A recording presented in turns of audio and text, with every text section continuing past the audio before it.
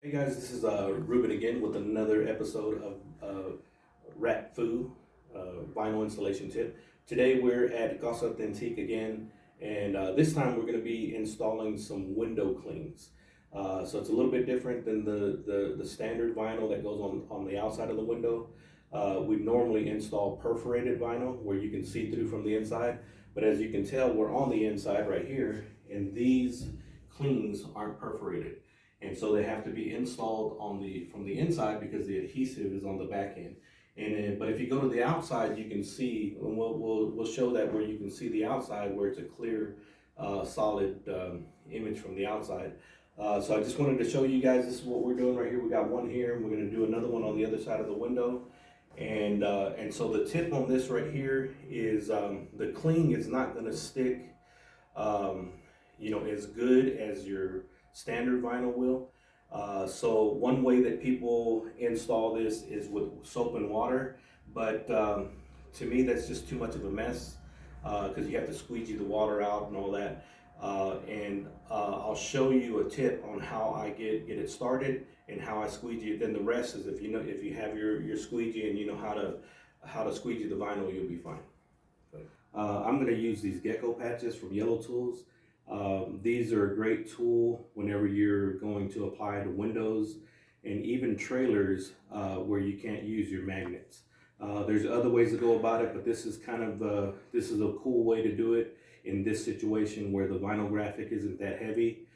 These standard ones are more than enough for your standard graphic. But anyways, I'm going to show you how to do this. Okay, so as you can see, I got the gecko patches on the window, and so I'll put the vinyl on top of this, and then I'll use the magnets that you use on the vehicles to stick on there.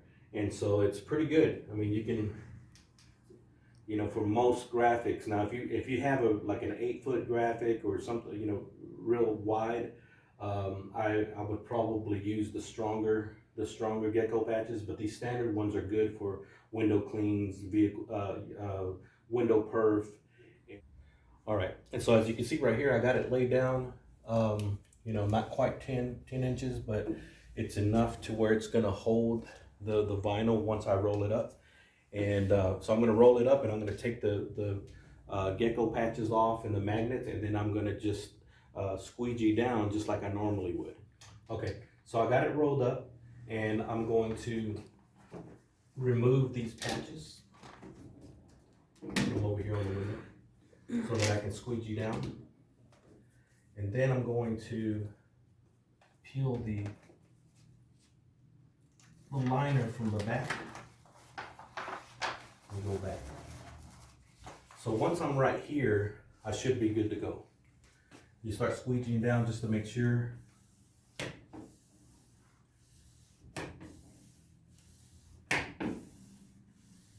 Make sure you keep keeping the squeegee straight.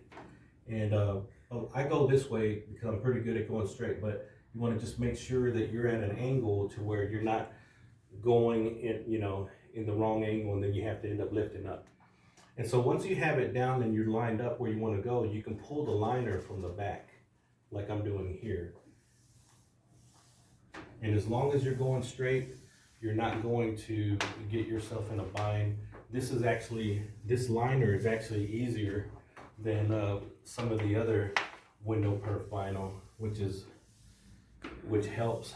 And these were trimmed pretty good, so that's another thing that you have to make sure that whenever you're trimming, that you don't leave too much excess vinyl, because it'll start to fold up, and whenever it folds up, it just makes it harder to peel the liner, and it makes it harder to get it straight on the edges. But this right here, they trimmed it so that way there's like a 1/4 of an inch, a little bit more than a 1/4 of an inch on each side, and so we don't have that issue. So that's another good thing.